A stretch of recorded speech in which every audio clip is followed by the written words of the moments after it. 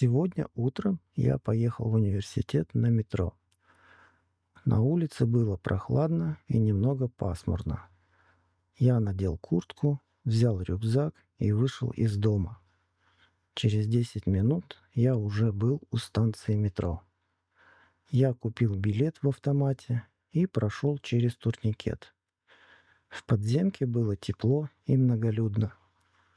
На платформе стояли люди. Кто-то читал, кто-то смотрел в телефон. Я подошел ближе к краю и стал ждать поезд.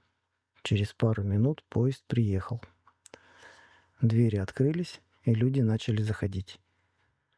Я зашел в вагон и сел на свободное место у окна. Вагон был почти полный, но тихий.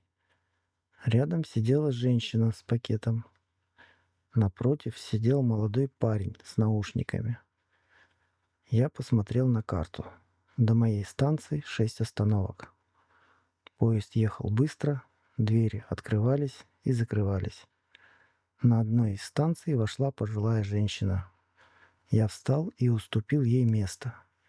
Она улыбнулась и сказала: «Спасибо, молодой человек». Я встал у двери и держался за поручень. Через 10 минут я приехал.